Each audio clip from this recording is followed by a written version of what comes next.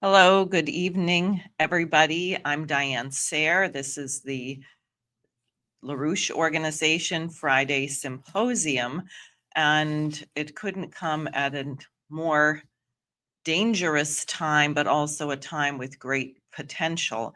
And as I was looking for my Thanksgiving or inspiration and thoughts for my Thanksgiving message, I came across a Thanksgiving message from Lyndon LaRouche written 22 years ago, November 28th, 2002, entitled A Presidential Thanksgiving Message. If people remember, we were on the cusp of the war with Iraq based on a whole bunch of lies, which led to the deaths of upwards of 1 million Iraqis and ultimately 10,000 Americans, 5,000 official U.S. military, 5,000 contractors, and was one of the contributing factors to why we now have 22 soldier suicides per day. LaRouche wrote in this paper, a decades-long moral and intellectual degeneration of the political parties of the USA and Western Europe underlies the shameful degree of general failure of those nations' established parties to deal effectively with the deadliest issues of the past 2 years. The first of these is that US-led drive toward a global and virtually perpetual state of religious warfare, pushed by such voices as the combined clash of civilizations dogma of Bernard Lewis, Zbigniew Brzezinski, and Samuel P. Huntington. The second is the currently spiraling economic collapse of the utterly rotten present world monetary and financial system. Well, aren't we there today? Accepting it's not the world because you have a new dynamic in the BRICS nations, which are not collapsing in the way of the bankrupt colonial system. And what I thought was delightful later is what he says, and just to preface it, because similarly, where we are here about to march over the cliff, potentially to thermonuclear war, we are witnessing one of the most horrific genocides in human history, where you have Israel armed by the US, UK, massive superiority of force, just exterminating 2 million people in front of our eyes through bombings and starvation and torture and everything else that goes along with that, and the world remains silent. So similarly, LaRouche writes, we're in a period of world affairs comparable to 1929 through 33, but much more dangerous. If so-called democratic institutions remain as degenerated as the US parties, for example, showed themselves over the recent 2 years, especially the past year, then the likely course of world events is generalized economic disintegration and a kind of warfare reminiscent of either the 1511 through 1648,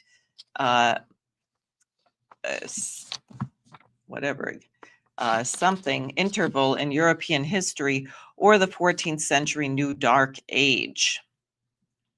The history of Weimar Germany from the fall of the Müller government to the January 30th, 1933 appointment of Adolf Hitler as chancellor is worth revisiting for sources of insight. Now, he says, today, we in the USA should be grateful for that recent intervention of the institutions on which I placed my confidence in recent matters. However, no possible escape from a world depression is possible except through enactment of laws which nullify all of the 1971 through 2002 anti-FDR reforms and economic, monetary, and financial practices. This requires laws enacted in the Congress and the federal states as applicable. The enactment of such laws by means consistent with our Constitution requires political parties. We must create that political combination by a mission-oriented regroupment of the viable elements salvaged from the presently failed political party system. This really is very good instruction for incoming President Donald Trump in his first 100 days, if we get there, and I'll get to that in a moment. With that, what that needed regroupment must be is not yet to be seen. The starting point should be an energetic effort to assemble some bipartisan rallying behind certain specific missions. I have led in defining what is sometimes labeled a super TVA of infrastructure building to restart our collapsing national economy.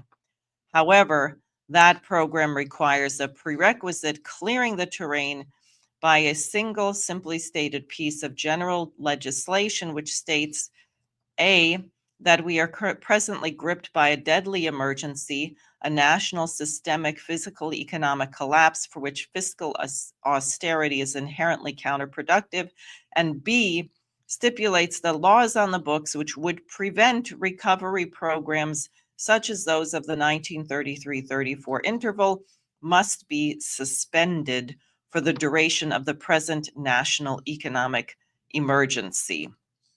So, really apropos for today. Now, let me just tell you something. And as people know, there was a very intense meeting of the International Peace Coalition a week ago today, followed up by a meeting today, which will be followed on the weekend of December 7th and 8th by an International Schiller Institute conference. And on December 7th, Scott Ritter has also called for a day of action and will be holding an event at the National Press Club in Washington, D.C. to rally people in the nation's capital against thermonuclear war.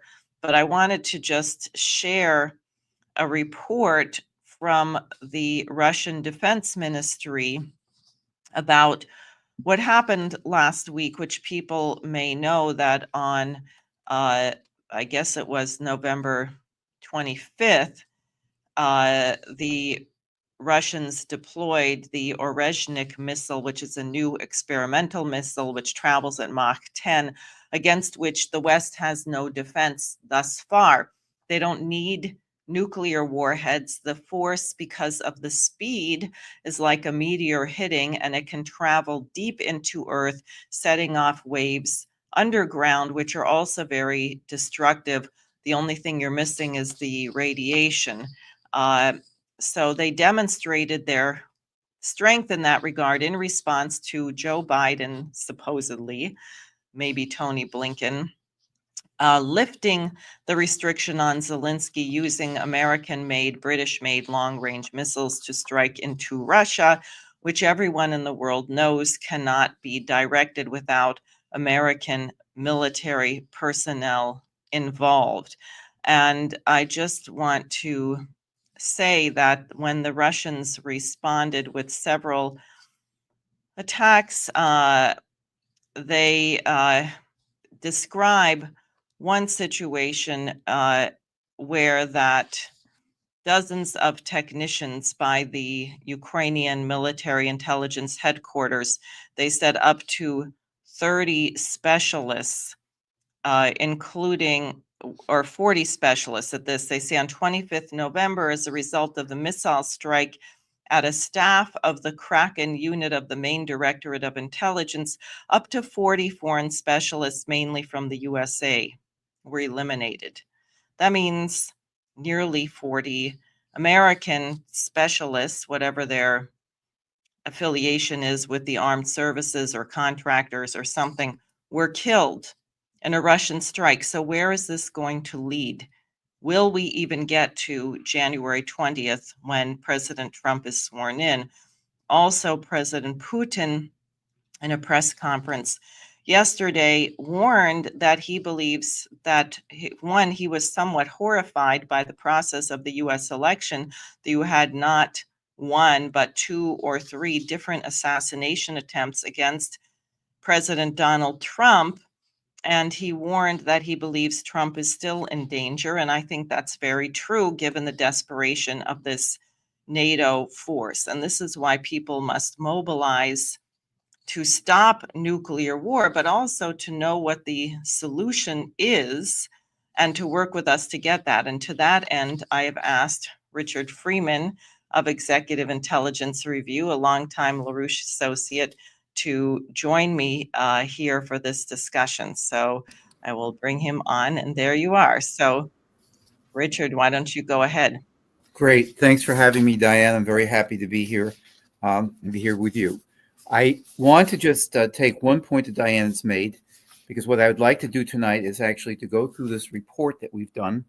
Paul Gallagher, economics editor and one of the editors of EIR, presented some of this, but I have some of the graphics this time. And the question is, how can we do this?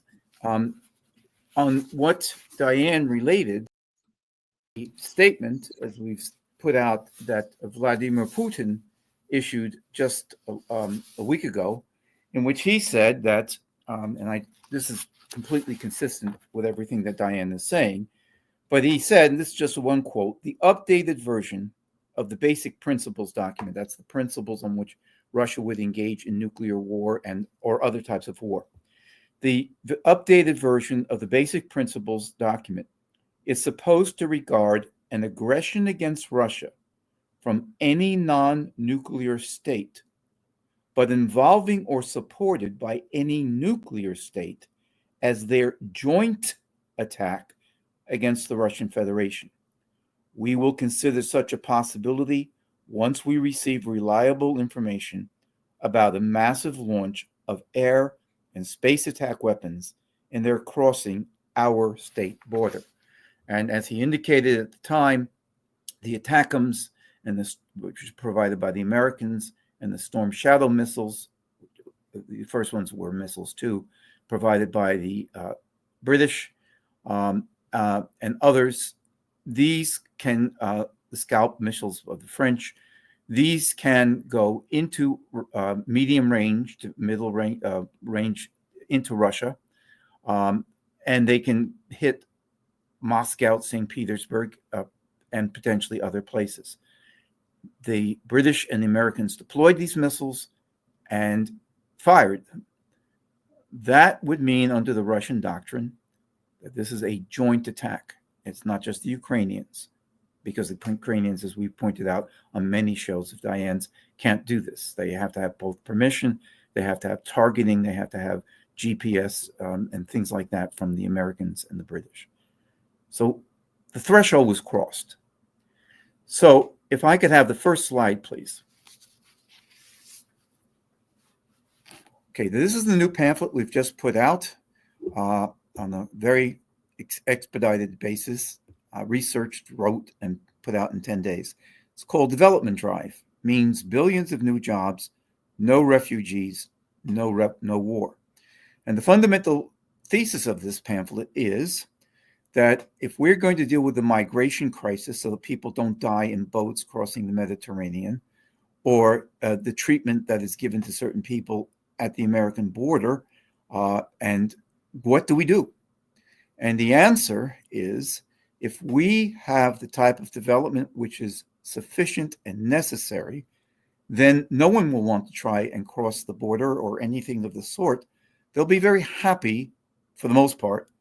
They can cross by legal and other means as well, but generally, if their country is developing, as we know how that can happen, then they will want to stay in their country and participate in the building of their country. If their country is being destroyed by wars, and most importantly, by genocidal economic policies, then they will want to get out. And so this is the approach to the migrant question that Helga Zepp-LaRouche and the LaRouche Organization and the Schiller Institute are proposing. And it is a proposal that will work. And that's what I'm going to show you, that this is a proposal that will work. You may say, well, how can this work? We're on the verge of nuclear war. Diane just said it. I just said it. Well, that's what we're going to look at. And I will just say two things about this. Helga Zepp-LaRouche today said, you're dealing with an insanity factor, not just an evil factor, but some of these people are insane. However, if we can get the United States, Germany, France, Italy to work with Russia and China and join the BRICS-centered new global majority, then we can both end the war and in that process, develop the world.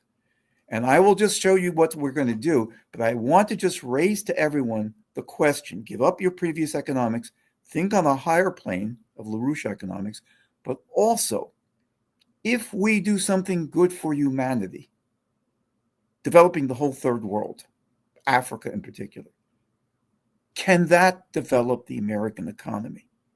Is doing something good something that will develop our economy? And the answer is yes. And we're about to show you. Okay, so if we can have the second slide, please. This just shows you all the countries that have joined the Belt and Road. There's 151 countries. That is the Chinese project for building massive infrastructure around the world. China's highlighted in red, and you can see it encompasses almost every country in Africa, most in Asia, most in Central Asia, and parts of Ibero-America. And we want the United States to be joining in that, but the larger process that encloses the Belt and Road. Next, please. Now, I just want to say something about the BRICS, which is it's Brazil, Russia, India, China, South Africa. But it's going to, it expanded this year to 9 members who were admitted in January of this year, Iran, Ethiopia, and so forth.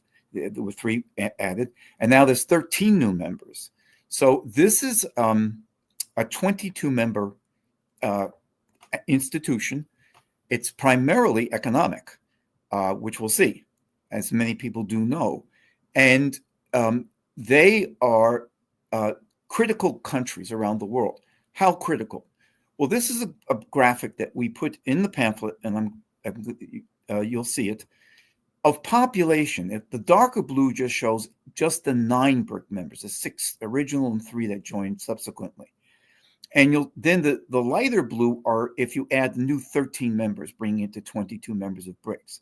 So if you take the 2 combined, they have 57% of the world, 57% of the world population. Well, that's almost 60%. That's almost 3/5 of all the world population is in BRICS. They have 53% of the wheat. They have over 40% of the oil. You can see they close to 75% of the coal production, 75% of the steel production. The electric railroads that exist in the world, electrified rail, they include over 60%. And then you can see stocks. They don't have many. They don't have a high percentage of the stocks. That's a very healthy thing. So this is an institution. When Helga Zepp-LaRouche keeps saying we're approaching a global majority with the BRICS as the pivot, you can see why they're the pivot. If you begin from real economy, rip up anything you're thinking about economics 101 that you were unfortunately asked to take in college or whatever you got in high school or anything else. This is the reality of what we can produce for the world, and the world will reproduce itself at higher and higher levels using creativity. Next, please. Okay, now I'm going to show you 3 of the development projects that are game changers for the world. We have several of them in this pamphlet as much as we could. This is Shanghai. The country you're looking at is Peru. And this is the western part of Ibero-America facing into the Pacific Ocean. And I want you to know this because the next ones we're going to show you, just so that you can locate it in your own mind.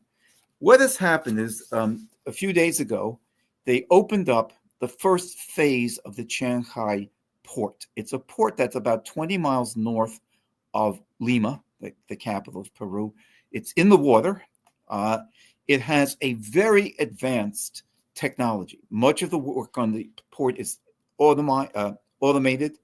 The total project will be $3.5 billion.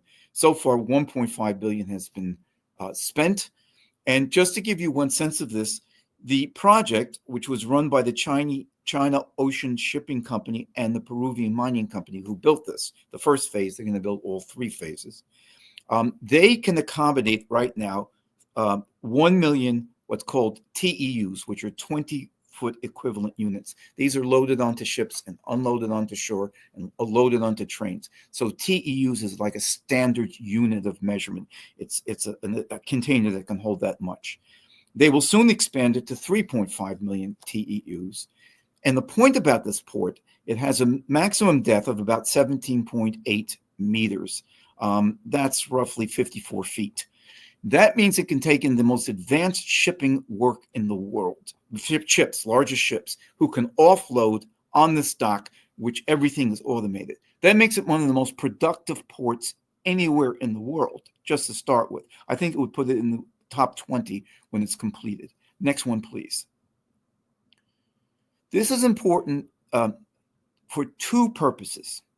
Number one, if you look where it says Shanghai, and then you draw a line to Shanghai, not Shanghai, but Shanghai, China, which is a heavily industrialized city in China, as many people know, over 25 million people, but really heavily in manufacturing. This would mean that the trip, instead of going through the previous routes that exist, including the Panama Canal, will take several weeks off the trip. And therefore, you're connecting directly Europe with Ibero-America. Well, that's very good. Second point, you may see it from Shanghai, that yellow bold line. It goes up and then it goes down. And it lands in Santos. Santos is in Brazil, and it is a major port in Brazil. So what the plan is that they call it bioceanic because you'll connect the Pacific with the Atlantic. And it's a rail corridor, which will take goods straight across Ibero-America. It will feed off several countries, not just Brazil and Peru, but other Bolivia and other countries will feed off this. It's a development corridor. And if we had the brains in America, we would be building rail systems. And in 1879, I'll just mention this, our Secretary of State, Blaine, actually had a conference convened in Washington to build an entire rail system between America and Ibero-America. It's a magnificent thing. It's another story, but I just want to tell you. So this has tremendous potential. And the United States has been doing everything it can to stop this from being done. But President Xi Jinping traveled to China, to Peru, 9 days ago to inaugurate this. Next, please.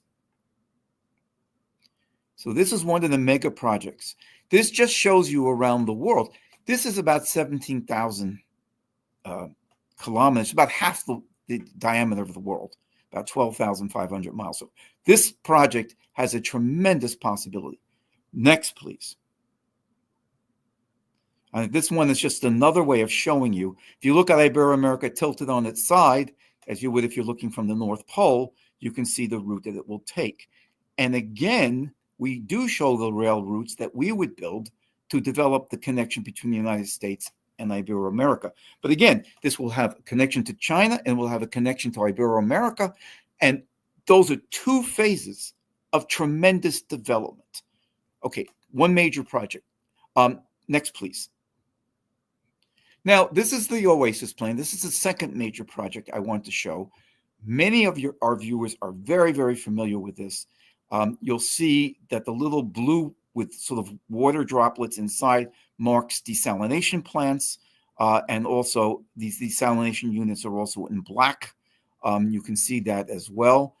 And the idea was take water from the Mediterranean to the Dead Sea, and from the Red Sea, which you can see where Saudi Arabia is in the lower part of your picture, bordering Egypt on the other side, and also bring that to the Dead Sea. So you would have a red dead canal and a Mediterranean dead canal. And along the way, you would build nuclear power generated desalination plants. You would have pumping stations, hydroelectric power plants, possibly new cities. The new cities are slightly orange. You can see those. And what you would have in the north, not just in the north, you will see something that's off to the right, and that's a high-speed rail line that you would build in the whole area. And this would secure a peace.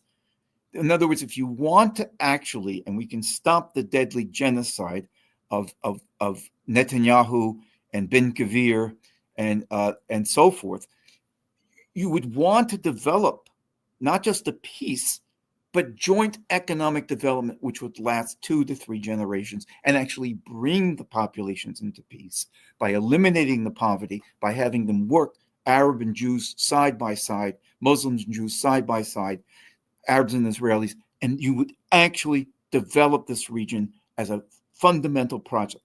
Since we've covered this many times, I'm not going to go more, but this is very exciting. It's also in our pamphlet, how we're going to rebuild the world, end migration, build millions of jobs. This could create about our pamphlet, about 2 billion jobs. Next, please.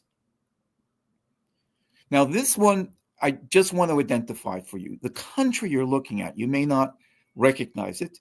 It's Afghanistan, one of the poorest countries of the earth, which the United States, after trying to subject it for 20 years to wars, and before that, they subjected to 20 years the wars with the Soviets and the Brzezinskis fighting the Soviets and setting up the terrorist infrastructure. This 40 years of wars, and it already has a situation where it's extraordinarily poor.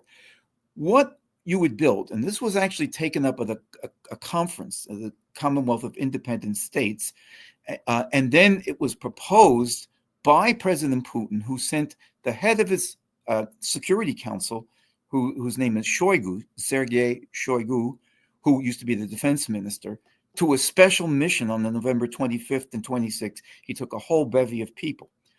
I just want to mention to you, this is a rail line. Much of it is not built. You can see, if you can detect the red is not built.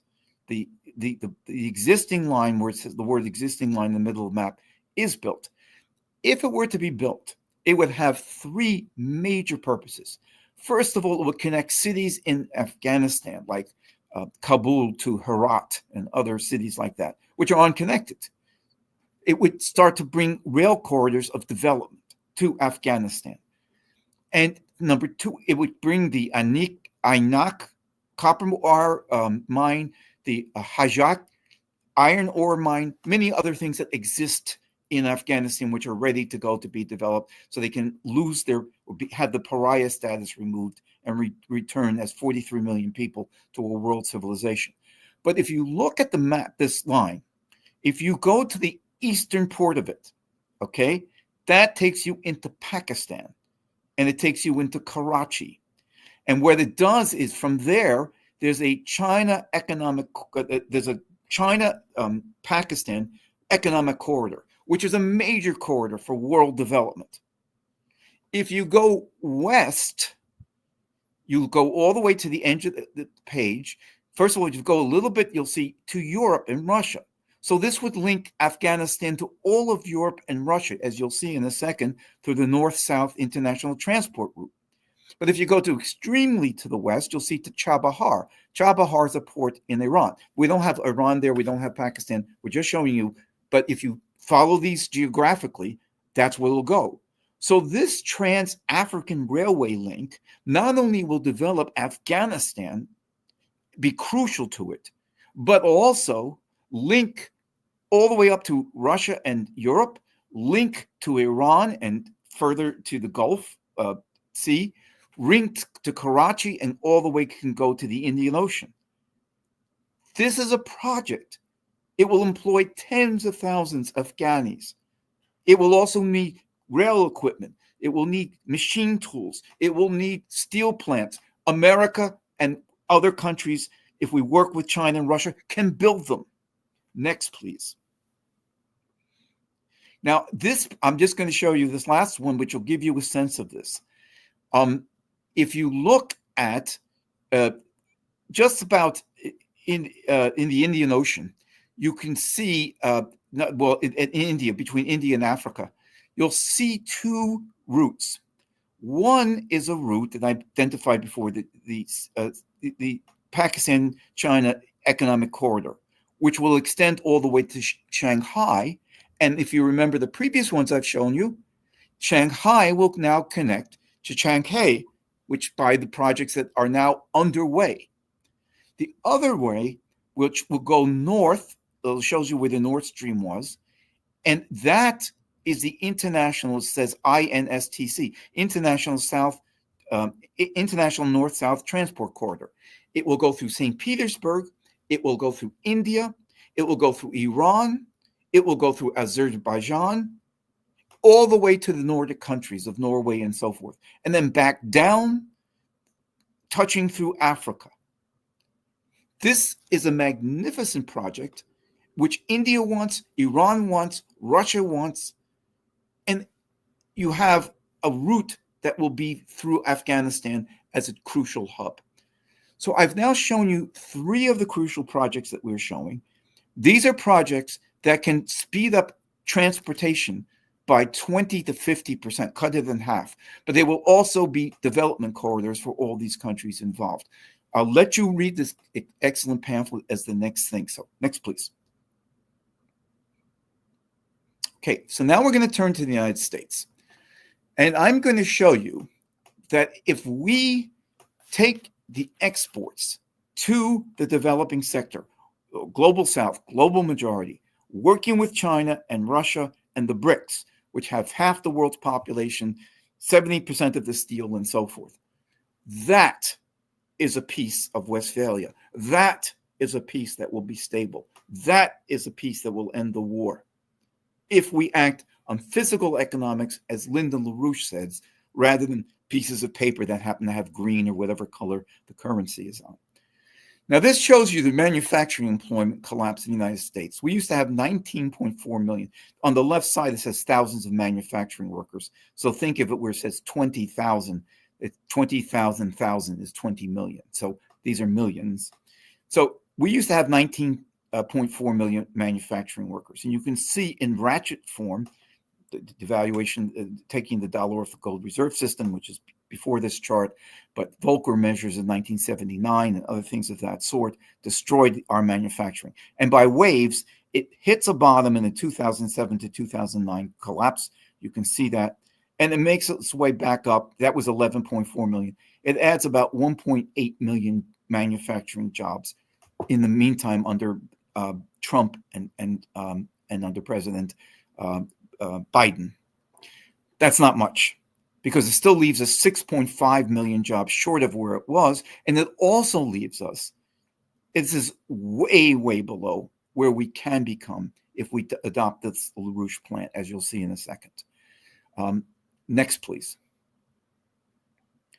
Okay, if you back up to the first one, the one just before I go to this. Now, let me just say one thing. Let me give you an idea. I showed you all these projects, and you may be thinking, well, that's all very nice, but what the heck can the United States do? Let me just give you 4 examples of doing this. On March 5th of this year, the Nigerian Minister of Agriculture and Food Security said that Nigeria requires 72,000 tractors. They only have 5,000 tractors for a country with 234 million people. It's ridiculous. Caterpillar, which has 62 operating plants in the United States, and John Deere, which has more than 60 plants, such plants operating in the United States, could provide a portion of that. An African organization with a few Americans within it called Tractors for Africa reports that Ghana needs 30,000 tractors, and they currently only have 2,000. So there's the need, and there's a market for tractors, combines, harvesters, bulldozers, excavators, cranes, and John Deere and Caterpillar, which produce very good products, and there's other countries, could be part of that, adding tens and tens of thousands of jobs. We also reported in the world that needs 1.5 billion new productive jobs, which is a 2020 study that the EIR did, that building electric power would create 10 million jobs worldwide and would build more than 1 million jobs in the United States, construction workers, power engineers, line workers. That's another source. So if we build this international, we will build for them by shipping out power plants and so forth and know-how, and also building for ourselves another 1 million jobs. We also said in that same study, and this is referenced in what I just put out, that we will build hospitals around the world. There is now a need for hospitals in every country. I found out that you can pre-manufacture some of the hospital features, the outside walls and so forth, the teleelectronics over the beds and so forth. This would produce 100 million jobs worldwide and 6 million jobs in the United States. And then the world needs 5-axis machine tools, laser machine tools, computer numerical control lathes. It needs master machinists to teach this. America could produce these if we reopen our plants. And I'll just say this because we have a certain time we want to complete everything in, that we have shut down in America since 1998, 66,000 plants. What retooling is, just to say this, if you go to any plant, and I urge everyone to see if you live in an area where you can get a tour of a plant. The Mack truck plant has a wonderful tour in Maryland. You can go in some of the auto plants in Detroit. I did it, and so forth. When you walk in, what's there? A bunch of machine tools in an ordered configuration from a higher principle of how you're going to make the work. What LaRouche has advocated is we reconvert a good part of, let's say, half of the aerospace defense industry, but we also take these plants in the automotive industry, and these 66,000 plants, if they're still operating and they haven't been turned into, museums to show you turtles that can swim on their back or something like that, and we can get them. You just take out not the bad ones. You take out the machine tools that used to produce one thing, and you put in machine tools that can produce something else. Skilled engineers and master machinists and foremen know how to do it. They do it in the auto industry every year. They do it for the silly reason, mostly to just get a different style of, car. But we did this during World War II, where by 1943, we had shut down every auto plant and reconverted it to producing war goods. Why not produce the goods that the world needs, including other machine tools and so forth and so on? So I've just named areas, tractors, excavator, dredgers, building electrical plants around the world, building hospitals and water systems, building the machine tools and shipping them out by reconverting existing plants. That's just 4 areas. And there are others that America can develop. So we are developing the world and the good of humanity, and we are recharging our economy. And it'll work far better than any scheme that has come up by Trump or by Biden or by Obama, which are all other failures because they don't have a direction, and we have a directionality. Next, please. So I'm just going to show you that would be combined, that export orientation, which will add, I figured that we export just machinery and mechanical appliances, and this doesn't include tractors and so forth, $240 billion a year, according to the latest figures for 2023. That would quadruple to $960 billion a year. That would create millions of jobs, but it would be purposeful jobs, productive jobs, and it would create jobs in America in each of those designated areas I just mentioned. So you get jobs in America, jobs around the world, and the development of the world. Now, the second thing I'm going to show you is that would be combined with some great projects, which Diane referenced when she spoke about Lyndon LaRouche talking about a super TVA. This wouldn't just be the TVA. This is a system of America's transcontinental railroads. Lincoln had a lot to do with this, as you may know, because in 1862, he signed the Pacific Railway Act. And if you look on the map, you'll see the Central Pacific Railway, and it meets, that starts near San Francisco, and it meets the Union Pacific Railway, which started near Omaha, Nebraska, and it met at Promontory Point in Utah, near Ogden, and that was the first transcontinental railroad. It was completed in 1869. But we also built 4 other transcontinental railroads, all from the Lincoln impetus. And I'll just identify them: the Great Northern, which was completed in 1893. Below that, the Northern Pacific, 1883. The Atchison, Topeka, and Santa Fe, 1884. And the Southern Pacific in 1884, which was meant for reconstruction of the South. And these 5 railroads, which developed development corridors and moved goods and so forth, were the backbone of the Lincoln Economic Revolution, which started in 1861 and extended all the way through 1893 until certain features were made to try and shut that down. But it still had its effect into the 21st century. So, next, please. We propose one of the projects internally. Now, I showed you 4 external projects. We would build 42,000 miles of rail, high-speed electrified. The high-speed rail would probably travel at somewhere between 150 to 180 miles per hour. The maglev, or let's say 150 miles per hour, the maglev, and some of those you can't say by the color scheme, we left 16,000 of that to be by maglev, would be traveling at 180 to 210 miles per hour. We would connect 40 cities, all the major cities in the United States, which account for 70% of all freight traffic and 65% of all passenger rail traffic. This would be a revolution. And the freight rail maglev doesn't travel that fast, but it would travel about 105 to 110 miles per hour. The average freight travels in the United States at 42 miles per hour. Any freight train, that goes on Burlington Northern or whatever you're talking about. So it's an upgrading of about 2.5 times. You could produce something in Detroit and have it shipped to New York or Virginia by the afternoon and be worked on further. It's like a large conveyor belt for manufacturing. But what this would do, and I just want to do this as quickly as I can, it would bring forth all sorts of things. We would need 20,711 locomotives. This was an idea of Kyle Cooper, a magnificent engineer, and I worked with him for 7 years, extending the plan from 26,000 to 42,000. So we'd be built locomotives. We'd have to have catenary lines overhead to make the electrified rail connected. That's another thing. You have to build substations. There would have to be one every 40 miles. You need 1,000 of these. Those would also have step up and step down transformers to transform the electricity. You would need double tracking, which means rail. It means cement. For every a bill of material, each new mile of track, 370 tons of steel, 535 tons of cement. And you would need nuclear power, because that would be a preferred source, although you could use clean coal and natural gas as well for the power system.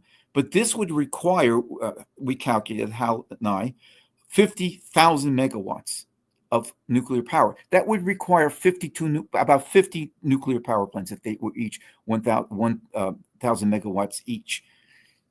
This means that we would put permanent productivity. The idea of economics is not to maximize profit. It's to figure out how man's mind can conceive of advanced processes and then build that as permanent productivity into the economy, which is never going to be taken out unless we destroy it, but can be superseded. Next, please. Okay, this is the start of something called the North American and Water Project Alliance, Power Alliance. I don't want to spend a huge amount of time, but this is where it starts. You can see there's Alaska, and then there's Canada right below it. And right up at the top of the Yukon and the Tanana rivers, unfortunately, it didn't come out terribly well. You can see the ANA of the Tanana, and there's the Copper River. That water flows off into the Pacific Ocean. We would take that and build canals and trenches through Alaska, down through Canada, and then next, please. Now, this is the project. It's tilted, but it gives you a full sense. So we saw the Canada-Alaska part. It would come down into America through something called the Rocky Mountain Trench, which is a huge trench, and would use the force of gravity to go downhill, although you would have to pump some of it up to get it up there with using nuclear power and so forth. And it would fill a huge part of the United States. We would be able to get this, I think, into about 26 states. And what that would mean is we could fill up all sorts of things, like in Nebraska, the Ogallala Aquifer, which supplies a lot of water, is being depleted. It needs water. This would go into Mexico so that you would have in Mexico the water system going there. This would be pumped east. And the key thing about this is that it would bring a tremendous amount of, just looking for the figures, but if I can't find them, I won't use them. But it would build, I think it was 135 million acre feet of water every year to this 120 million acre feet per year distributed between Canada, the United States, and Mexico. It is estimated that this mega project would create 7 million jobs. And it would solve many of the water problems in the United States if we do it. Next, please. So we just saw that. Third, we propose building 150 to 500 new nuclear power plants. Now, this just shows you the number of reactors in the United States. 1991, 113. 2000, I shouldn't put 2014. That's 2024. Excuse me, my mistake. It's 93. So we've lost 18% of them. Some of the new reactors that were built in the meantime and others were retired, the installed generating capacity is not too much different. But if we need 50 nuclear reactors just for the basis of electrifying the United States, which would make a leap in technology, and we would need at least 100 to 400 more for all the other purposes. This is the basis until we develop fully fusion. This is the basis because it's a physical reaction. You're not combusting like coal or gas or oil, which burns and oxidizes, but you're splitting the atom. Next, please. This is a nuclear plant, our Arkansas Nuclear 1 power plant in Russellville, Arkansas. We would build 150 to 500 more of these types of plants. Next, please. Now, this is just called the bill of materials. It's a large volume components of one nuclear plant. 70 to 100 pumps are needed. 80 to 484 small pumps. Those first ones were large pumps. 50 to 150 tanks. I won't go through the numbers. You can see them. Heat exchangers, compressors, vacuum pumps, diesel generators, prefabricated equipment, instruments, valves, concrete, structural steel for one nuclear power plant. This is the bill of materials that Lyndon LaRouche has always known. You build something for the advancement of the economy, and you stimulate every single feature of your real economy so we can be restoring our manufacturing workforce, which alters nature, both in the form of providing things we need for our living existence, in the form of capital goods, and in the form of infrastructure products that we then install. That's why the manufacturing labor force, along with the construction labor force, the transportation labor force, the utilities labor force, and of course the agricultural labor force, are considered productive by LaRouche. That's what we're going to build. Next, please. This is space, and we want to build space. This is the launch of Apollo 11. People know something about the history of that. I won't say more. Next, please. Now, if we build a space program and we build all of these other things that I'm talking about, and think now that the way we're going to solve these things are not the harebrained or actual, sometimes destructive or evil schemes that are coming out of Wall Street being transmitted into the Democratic and Republican Party. Although there is a faction in the Republicans who do want to build real things, they just don't know how to do it. But if we build for the export, as we said, and we combine that with the projects, the great projects in America, that will have the type of punch, that will have the type of power to elevate America to the next level of development and perfection. Now, we did this in 2020. I just want to show you what LaRouche proposes is in the green, 50% of the whole labor force be shifted to productive. Right now, it's only 21%. So we saw a transition through 2022, but focus on 2045. This was a 25-year plan. The productive labor force would be what you see, way greater percentage. And manufacturing would be half of that productive labor force. And then there'd be another 5% of R&D in the economy. So 55% of the economy would be for physical economic changes.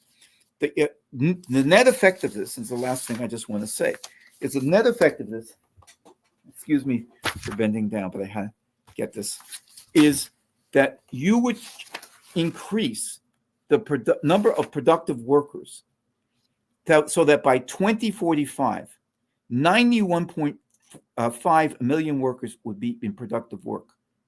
And 45.7 million, remember I said right now we have, even with the so-called slight bounce up, which is meaning very small, we have about 12.7 million manufacturing workers. We would go to 45 million manufacturing workers. That means the productive workforce and the manufacturing workforce would be quadrupled. This is a plan. This is real economics. If people want to talk about doing something that will change the economy, this plan, developing for the world, exports and the things that we can do, reopening plants and conversion, and developing these great projects, and I only mentioned some of them, this will start to turn the United States economy around as we, at the same time, pursue a new international development and security architecture. Great. Well, thank you very much. So I want to just share with you a couple of the comments and questions that came in and see if you can respond. We have about 5 minutes. Typical labor committee, we got one thing in the next thing. Right. One person says, I don't like this. It's global. This is on the Shanghai port. China, they're communists. Automated. You want to say, and someone corrected her in the comments saying this, you're just repeating Western garbage propaganda. But do you have any? Sure. Look, this is the big divide. There's a human race. The people who keep playing up the Communist Party part of China omit telling you, if you don't know it, that they have built railroads in Africa, 10,000 miles of track of things. They have ports and so on. My question to you is, we're close to Peru. We're close to other places. Why haven't we done this? The Chinese came in. The people who are telling you this want to divide the world. They want to decouple from China and Russia, and they want you to be prepared to have a war with China and Russia, which was exactly what Diane was addressing in the first part. It's the wrong approach. The Chinese can work with people. Just talk to them. They have a very strong Confucian development. So that's what I say. It really is the issue. Do you want to be in permanent blocks, which will then start launching nuclear missiles, or do you want to make a breakthrough and look at populations which would work? Xi Jinping invited Barack Obama to join in 2013, the Belt and Road. It's open to us. So is BRICS. We may not join it, but we can work with it. Now, here's another one, which I think is useful to consider.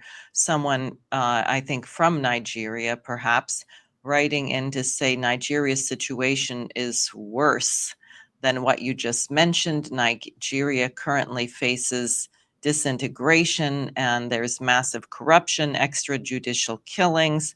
We need organizations like yours to be involved in addressing this. So what would you say to that? I would say get in touch with us. If you've sent us an email, I would encourage you to if you can, give some contact information to Diane and myself. We'd be happy to work with you. We have a plan for Nigeria. LaRouche wrote a plan for Nigeria almost 40 years ago. And we have a plan for development of Southwest Asia, where we feature many projects for Nigeria. We're excited. By the way, these are projects, let me be very, very clear. You have genius in Africa. You have 1.5 billion people. It's almost 60% are under the age of 25. Instead of looking at this, cool, oh, we have too many people. That's nonsense. We have potential geniuses. We are making proposals. People in Nigeria, probably like yourself and others, have been looking at proposals for 30 years. They've been waiting for the opportunity to do this. This is what we will do with the right credit system, which we won't have time for now. But this is what we will do the moment we have this. So yes, it may be worse. I am aware of certain things. I know there are certain roads in Nigeria that leave the capital, Lagos, and they just end in the middle of nowhere. Rich, now someone's asking about our plans for Ireland. Well, I can't say we've got it, but look, this is look, Germany, and this also, we have a one page. This thing I wrote is anything. It's called, it's the title of what we have. It's called U.S. Can Transform Itself by Helping Develop the Global South. Paul Gallagher and I worked on this. There's another section, Europe, Retool from Collapse, Restore High Productivity for World Benefit. You may be seeing that Germany's economy is collapsing. So we have people there, I won't go through everything, Germany, France, Italy, working with the Irish people that could take the capacity which is being shut down also by the Green New Deal, and reopen it and develop Ireland, which has a very proud tradition of hydropower and other developments. So yes, this thing will also take place in Europe. The key thing is to get past the mindset. Can we work with other people, China and Russia and others, to develop the global South, break the power of an oligarchy, end 500 years of colonialism and neo-colonial thinking? If we can do that, then every part of the globe will be developed by similar plans. We just don't have time for it right this second. So thank you. Thanks for being brief. This is very exciting. I particularly liked hearing about the need for all the tractors because it becomes so obvious how developing the world benefits the United States very immediately. And there are all kinds of other benefits that we haven't even contemplated. I would like to encourage everybody watching, please visit. I posted in the comments section, schillerinstitute.com. Register. It doesn't cost anything for the December 7th and 8th conference of the Schiller Institute in the spirit of Schiller and Beethoven, all men become brethren. We have to have this future-oriented approach. It's the only solution, even as we contemplate the horrific evil being carried out by certain people within our own government, this British colonial ideology, which has to end. So, Rich, I'd like to thank you very much. Thank you. And people can get this pamphlet. Just write into Diane. She can tell you where you can get it and so forth. That's on the Schiller Institute website, too. It's right there. So schillerinstitute.com. And I look forward to seeing everyone next week. And I hope we make it that far. Now, every morning when we wake up still alive is a bit of a miracle. So let's keep fighting. Good night. Good night.